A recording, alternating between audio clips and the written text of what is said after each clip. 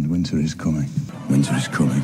Winter is coming. And winter is coming. Para mi desfortunio y todos los que vivimos en estas latitudes, el invierno está muy cerquita y la crisis energética en la que está Europa por el desabastecimiento de gas natural nos expone a un frío aún peor y además costoso invierno, con un panorama similar al de los 70s durante la crisis del petróleo. Solo hasta que comiencen los apagones o los precios de la gasolina suban considerablemente como ha pasado este año, generalmente no nos preocupamos, o al menos no de forma significativa, por lo que está pasando con la energía, pero como ya la gasolina nos tocó el bolsillo absolutamente a todos, los gobiernos también empiezan a protegerse ante la inminente crisis energética. Así que en este video te contaré por qué la crisis energética se convierte en una situación imposible de ignorar, porque de algún modo nos va a tocar a todos.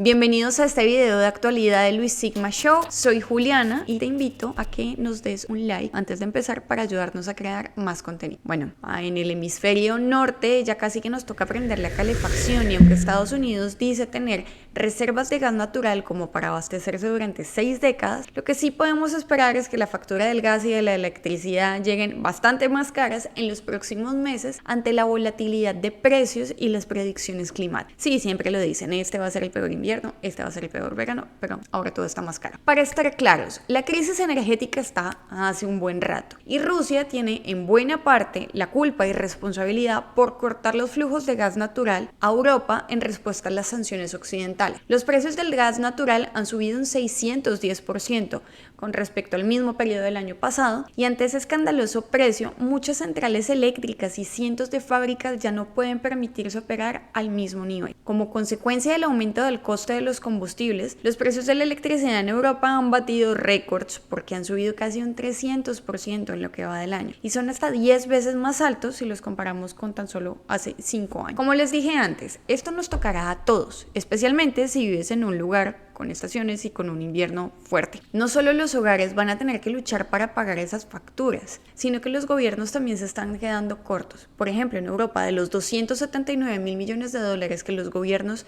asignaron recientemente para ayudar a los pequeños consumidores, eso ya se quedó en nada, no fue suficiente. Y las proyecciones apuntan a que tan solo en el Reino Unido, 9 millones de hogares van a enfrentar pobreza energética este invierno. Es decir, que no podrán permitirse servicios energéticos a su gusto o lo suficientes, porque van a estar obligados a destinar una parte excesiva de sus ingresos para poder pagar las facturas. Kosovo ya sufre apagones continuos, imagínense, 2 horas de descanso por cada 6 horas de encendido, y esto se espera que se empiece a replicar en otros lugares. Esto es apenas el principio de lo que vendrá, porque hace un par de semanas, el vicepresidente del Consejo de Seguridad de Rusia dijo que los precios del gas seguirán en aumento, lo cual afectará especialmente a países de la Unión Europea que dependen hasta en un 40% de las importaciones rusas de gas natural y hasta en un 46% del carbón, lo cual los va a obligar a tomar medidas forzosas para poder evitar una recesión. Pero no podemos culpar a la crisis actual de todo lo que ocurre a nivel mundial, porque las métricas ya estaban y se estima que el 13% de la población mundial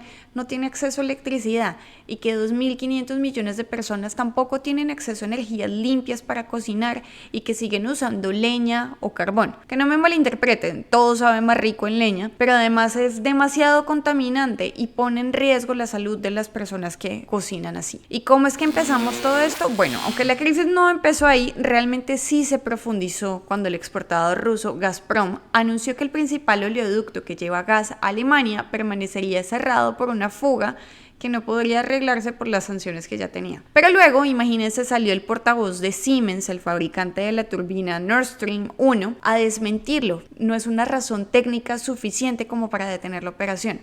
Entonces esto lo leemos al final solo como un chantaje para poder presionar y manipular los precios del gas. Los altos precios de la energía están afectando a toda la industria europea y están obligando a que las empresas reduzcan su producción rápidamente y hasta despedir empleados. Aunque esperamos y ojalá que los recortes solo sean temporales, sí aumentan los chances de una recesión en Europa, cuya producción industrial ya cayó un 2.3% este mes de julio y ha sido la más fuerte desde la pandemia. Los temores de la crisis ya han sido estudiados y, por ejemplo, en un artículo publicado en marzo de este año en el diario The Economist, en el que participaron el ex asesor de energía de Barack Obama y una profesora de Harvard, en ese estudio advierten que esta crisis energética podría ser peor que la vivida en los años 70. Por supuesto, hay diferencias sustanciales respecto a lo que pasó en ese momento, porque los precios no se han disparado en la misma proporción y los legisladores no han recurrido a medidas extremas como por ejemplo el control de precios. Cuenta la historia, porque yo todavía no había nacido,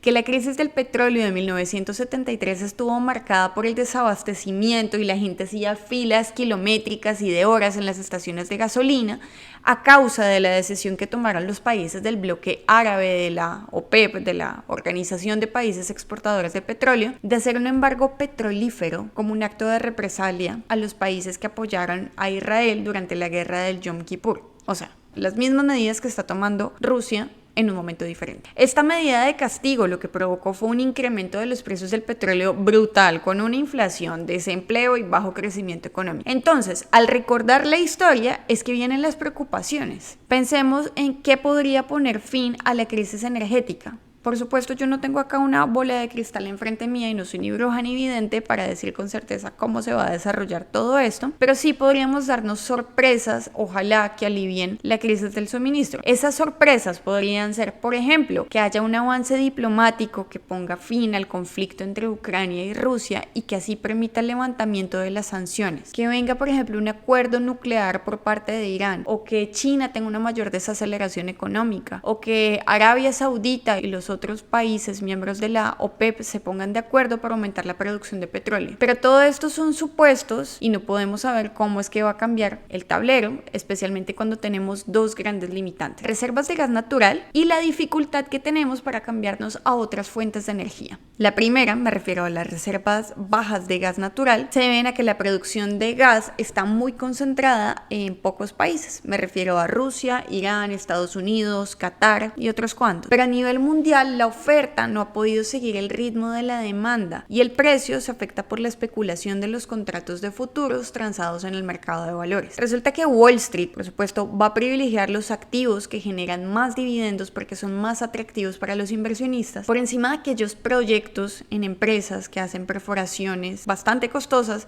y que además tienen grados de apalancamiento muy altos. Realmente las raíces del problema vienen desde el 2020, cuando los precios del petróleo y el gas cayeron pero tan rápido que muchos productores, particularmente en los Estados Unidos, simplemente dejaron de perforar. Las compañías petroleras sabían que la suspensión abrupta de las exploraciones y perforaciones eventualmente iba a tener una repercusión sobre el precio y que iba a provocar escasez, a pesar de que las reservas de gas son demasiado grandes. Pero entonces ya entramos en desventaja. Ellos estuvieron casi que suspendidos durante un tiempo y es un recurso que se agota. Ahora veamos la segunda limitante, que es la transición a otras energías. Esta es bastante complicada y yo sé que sería lo ideal migrar hacia energías limpias que tengan menos impactos ambientales o que no sean tan dañinos y que sean renovables especialmente. Como civilización hemos dado grandes saltos en el uso de energías. Imagínense, pasamos de la caverna, luego a la biomasa tradicional como la madera y la paja, luego hacia el carbón, del carbón al petróleo y luego al gas natural. Y entre medias y por los laditos vamos ahí con la energía hidráulica, con la nuclear, con la solar, eólica. Pero a hoy más del 80% de toda la energía que se consume en el mundo viene de combustibles fósiles, es decir, del carbón, del petróleo y del gas. Así que esa transición hacia las energías renovables debe ser lo que debe ocurrir. Pero honestamente todavía nos hacen falta demasiados recursos, años, infraestructura y dinero para poder lograrlo. Así que mientras el verdadero frío llega y se asoma aquí a mi puerta, yo aprovecharé estas últimas semanas para calentarme el alma y prepararles mucho más contenido si nos ayudan con un like para que nos veamos el próximo jueves. Recuerda también que puedes encontrarnos en nuestras cuentas de Instagram, de TikTok y de Twitter, que se los voy a dejar por acá, y nos vemos a la próxima. Yo creo que ya todos estamos familiarizados con esta escena de que winter is coming. Chao.